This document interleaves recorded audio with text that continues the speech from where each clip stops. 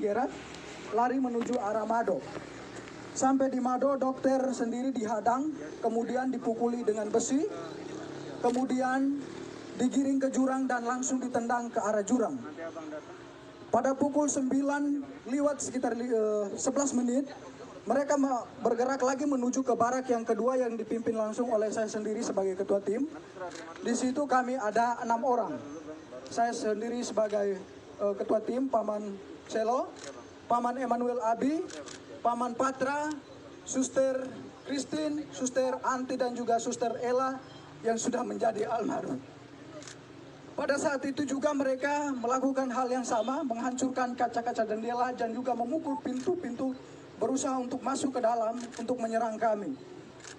Mereka juga menyiram bensin di sekitar barak medis dan juga mulai membakarnya.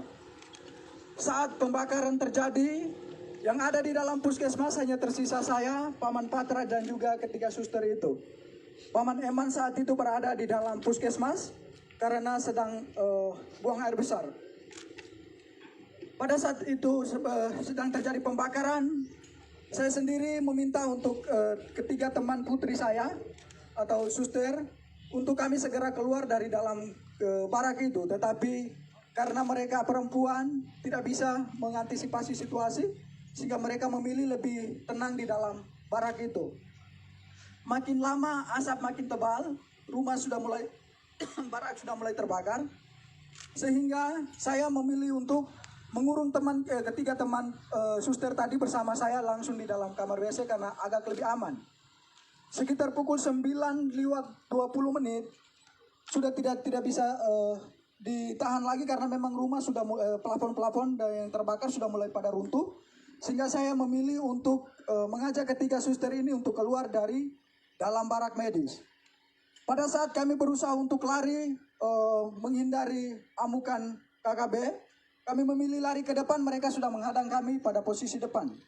Kemudian saya berusaha merangkul ketiga suster menuju ke jurang, tetapi sampai di belakang jurang yang ada di belakang barak medis juga mereka sudah berada di situ dengan diperlengkapi senjata dan juga busur dan anak panah.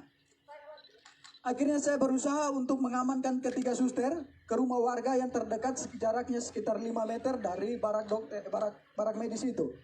Sesampainya di situ mereka juga ada di situ berusaha untuk membakar rumah warga yang di sebelah. Akhirnya saya memilih untuk mengamankan ketiga suster di dalam gedung di dalam kamar mandi dari rumah masyarakat itu. Sekitar 30 menit kami berada di dalam kamar WC. Kejadian semakin brutal, mereka semakin membabi buta. Memanah teman kami Paman Emmanuel Abi. Kemudian mereka mulai membakar rumah-rumah warga dan juga pasar serta bank, rumah distrik yang ada di sekitaran barak medis itu. Kejadian semakin brutal, akhirnya saya mengambil keputusan untuk kami bisa mengamankan diri. Dalam hitungan detik saja, saya sebagai laki-laki mengamankan 3 orang perempuan pastinya tidak bisa karena mereka mengejar kami dengan senjata dan juga busur dan anak panah. Tidak ada jalan lagi, kami memilih lari ke depan, mereka sudah menghadang ke samping kiri kanan dan juga mereka sudah menghadang semua. Akhirnya di belakang kami terdapat jurang yang cukup terjal, kedalamannya sekitar 500 meter dengan sudut ketajamannya itu sekitar 90 derajat. Tanpa berpikir panjang, saya bertanya kepada ketiga suster itu bagaimana kita harus mengamankan diri. Mereka menjawabnya, kita lompat saja. Akhirnya tanpa berpikir panjang, saya menghitung 1 sampai 3 dan saya sendiri lompat pertama. Kemudian ketiga suster mengikuti saya untuk melompatnya. Sesampainya di bawah kami pikir bahwa kami sudah aman dari kejaran mereka, tetapi mereka tetap mengikuti kami ke bawah. Sampai ke bawah saya sendiri tersangkut di akar pohon. Kemudian ketiga suster yang lainnya, yang satunya Suster Chris tersangkut di pohon juga. Suster Ella tersangkut di antara semak-semak. Kemudian Suster Anti, dia melompat jaraknya sekitar 150 meter ke kedalaman jurang gitu. Dan dia juga tersangkut di semak-semak. Mereka terus mengikut kami ke bawah, kemudian mendapati Suster Anti di bawah. Kemudian mereka naik, dapat lagi Suster Ella yang sekarang sudah ada di almarhum. Kemudian mereka dapat lagi Suster Chris. Saya sendiri mereka tidak dapat karena saya sembunyi di antara tebing dan juga akar-akar.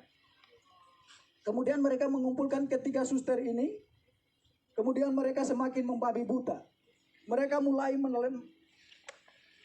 menelanjangi suster dengan tidak membuka pakainya secara sopan, tetapi mereka menelanjangi dia dengan parang tajam atau parang. Langsung dipotong saja pakaian mereka, mulai dibuka dari baju sampai celana dalam semuanya. Mereka tiga ditelanjangi, kemudian mulai dianiaya secara tidak manusiawi. Paha mereka ditikam, muka mereka ditonjok, kemudian minta maaf tetapi kemaluan mereka ditikam juga dengan parang.